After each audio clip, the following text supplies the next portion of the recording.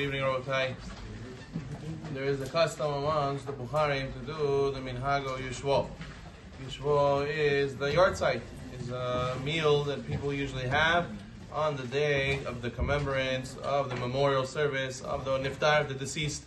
Really, according to Shulchan Aruch, the Rama brings it in Siman Shinai Yechet, that a person is supposed to go and fast, really. The day of the Yushvo, day of the yard site, the Niftar is going to get judged. So therefore, we need merits for that person. So therefore, the minhag is to fast and to give tzedakah on the day of the yard site, the Yushvo. However, by the Bukharim, it's customary to make a meal. And where's the source for this meal? So if you look in the Kutei Dinim from Avraham Aminov, he writes that the minhag in Bukhara was to bring Talmidei Chachamim to the house. They would make a meal. They would make siyum. They would learn, and this will be v'zechut l'inu nishmat niftar. They would make siyum, and they would have a meal. It was the family. It was the Talmidei Chachamim. A very simple, very, very to the point type of meal. He would pay the Talmidei Chachamim to come and learn, and that's it. Zehu.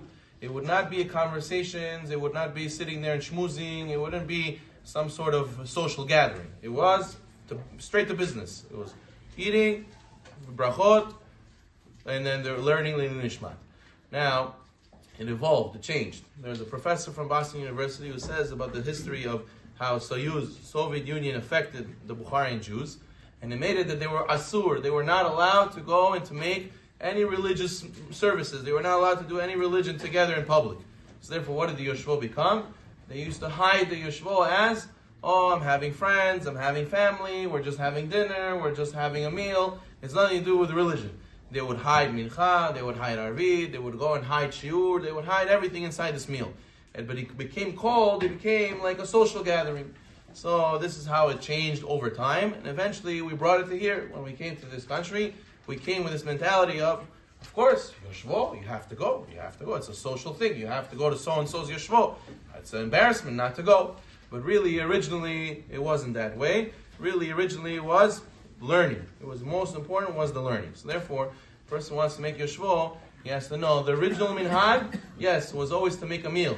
But not a 3-course meal and paying $80, $100 or $60 a chair, inviting your 500 people, and all getting in a big hall and drinking alcohol and schmoozing, and people talk while the speaker is speaking. Nobody even hears what he says, and everybody just comes for kavod. That's not what Yushvo originally was. Yushvo was, we're here to do l'inu nishmat. L'inu nishmat means either you're a Talmid Chacham, you're learning, or you're the family and you're supporting and giving food to the Talmidei Chachamim that should be learning. If now, today, we have the ability to go back how it should be, so we should go back. We should get rid of all these restaurant menus. We should get rid of all these, fancy halls where we go and invite the whole community. We don't need this. We need l'inu nishmat. L'inu nishmat means learning Mishnayot. As the Chazal tell us, Mishnah is the same letters in Neshama. The best thing that a person can do right after somebody passes away is to make a sign-up sheet. Sign-up sheet. Everybody in the community should take Mishnayot, to read Mishnayot for the person who passed away. If the person was alive, he would tell you, Jonam, please, it's more important for me that you do mitzvot, learn, give this money, give this, $20,000, $40,000 you spend for the Shabbat, for the meal during the week, for all this stuff. It's more important for me that you should pay people to learn Torah, that you should give this tzedakah. That'll be more zechut for me than to make all these fancy meals, invite everybody, nobody learns, nobody hears anything, it's just la la la la la la la. So therefore, a person who wants to do really l'inu nishmat for in his niftar, he will go out of his way to bring people to learn in his house, make a small meal, just him and his family, and that's the original minhag of doing Yushvo. Everything else is not needed, is extra, is a waste of money. It could have been used for tzedakah and for learning. As the Chafetz Chaim was asked one time, they write down, the poskim write, the Chafetz Chaim said, they were asking, should we spend this money to take our niftar to Eretz Yisrael or not? Is it worth it? He says, better to take this money and to support people to learn Torah. That's the biggest zechut for niftar, more than to bury them in Eretz Yisrael.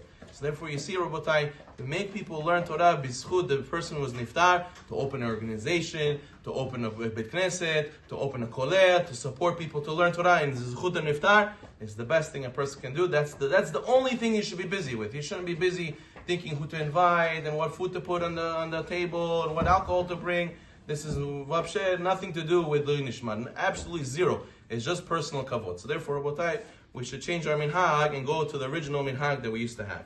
There's a nice story from Yisrael Salanter alav shalom about why he started the Musar movement, why he started to make people learn Musar.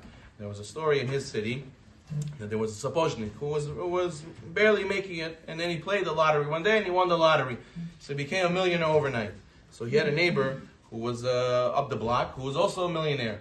And he was very upset. He was rishchor. He was a beard eater. He couldn't stand that his neighbor became wealthy also.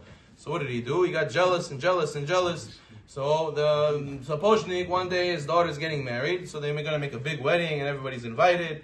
And he's getting a lot of kavod. And the other millionaire neighbor, he can't stand it. He's so upset. So he goes, while the sapochnik's walking his daughter down the chuppah, this guy, the neighbor, what does he do? He sticks out his foot. He says, "Oh, sapochnik, how much does this cost to fix this shoe?" In front of everybody in the chuppah. The sapochnik got a heart attack. He got nervous. He fainted and he died afterwards. He died because of that incident.